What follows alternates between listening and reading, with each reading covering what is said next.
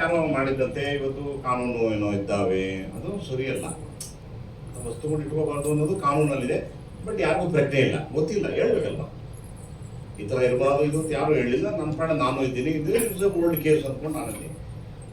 ಈಗ ಅದು ಬಂತು. ಅವಾಗ ನಮ್ಮ ಸ್ನೇಹಿತರು ಹೇಳಿದ್ರು, ಜಗ್ಗೇಶ್ ಅವರೇ ವಿಷಯ ಮಾಡ್ಕೊಬಿಡಿಪ್ಪ, ನಿಮ್ಮನ್ನು ಹಾಕೊಂಡು ರುಬ್ಬಿದ್ರೆ ವ್ಯೂಸ್ ಕೂಡ ಜೋರಾಗಪ್ಪ.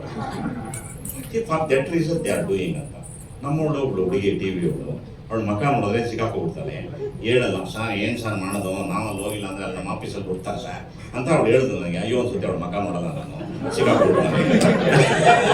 ಹಂಗೆ ಅವರವರ ಹಣೆ ಬರ, ನಾವು ಏನು ಮಾಡೋಕ್ಕಾಗಲ್ಲ. ಎಂಥ ಸಮಯದಲ್ಲಿ ನನ್ನ ಭಾವನಾತ್ಮಕ ವಿಚಾರವನ್ನು ಇದನ್ನು ಹಾಕೊಟ್ರೆ ಈ ನನ್ನ ಮಗನು ಸಿಕ್ಕಾಕೊಂತಾನೆ ಅಂತ ಹೇಳಿ ಕ್ಲೀನಾಗಿ ನಾನು ಏನು ಕೂತ್ಕೊಂಡು ಇಂಟರ್ವ್ಯೂ ಕೊಟ್ಟಿದ್ದಲ್ಲ, ಅವನೇನು ತಗೊಂಡೋಗಿ ಅದನ್ನು ವೈರಲ್ ಮಾಡಿದ. ಇವ್ನು ಹಿಡ್ಕೊಳ್ಳಿ ಅಂತ. ಪಾಪ ಪಬ್ಲಿಕ್ಗೆ ಏನು ಗೊತ್ತಿದೆ ರೀ, ಪಬ್ಲಿಕ್ಕು ಶುರು ಮಾಡ್ಬಿಡ್ತು. ಆ ಬಡವನಿಗೆ ಒಂದು ಮಾಡಿದಾಗ ಅವನು ಯಾರನ್ನ ಅವನ ಬೇರೆ ಮೈಕ್ ಹಿಡಿದವನೆ,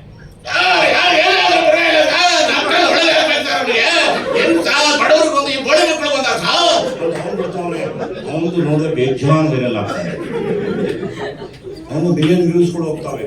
ಅವಾಗ ನಾನು ಅನ್ಕೊಂಡೆ, ನಾನು ಮಗದು ಯಾಳಾದ ಮಿಲಿಯನ್ಗೋಸ್ಕರ ಅಂಥವ್ರನ್ನ ಇಂಥವ್ರು ಮಾಡ್ತಾರೆ, ಇಂಥವ್ರು ಅಂತ ಎಂಥ ಬಾಳಲ್ಲಿ ನಾವು ಬದುಕ್ತಾ ಇದೀವಿ. ಹೆಂಗ್ರಿ ಬದುಕೋದು ನಾವು, ಭಾಳ ಬೇಜಾರಾಗೋಯ್ತು ನನಗೆ. ಆಮೇಲೆ ಯಾರೋ ಪಾಪ ಅವ್ರವ್ರ ಕರ್ತವ್ಯ ಮಾಡಿದ್ರು ಆಫೀಸರ್ಗಳೆಲ್ಲ ಮನೆಗೆ ಬಂದ್ರೆ ಮತ್ತು ನಾನು ಇರಲಿಲ್ಲ. ಪಾಪ ನಾನು ಹೆಂಡ್ರೆ ಎದುರ್ಕೊಂಡ್ಬಿಟ್ಟಿತ್ತು. ಅವರೆಲ್ಲ ಬಯಸಿದ್ರು, ಜಗ್ಗಿ ವಾಟ್ ಶುಡ್ ಐ ಡು ಅಂತ ಕೇಳಿದ್ರೆ,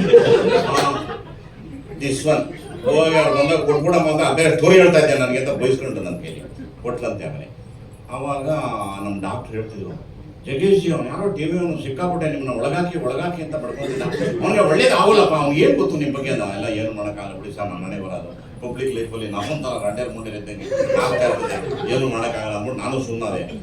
ಹಾಗೆ ಇದು ಇಂಥ ಒಂದು ಯುಗದಲ್ಲಿ ನಾವಿದ್ದೀವಿ. ಇದಾದಮೇಲೆ ನನಗೆ ಭಾಳ ಅರ್ಥ ಆಯಿತು.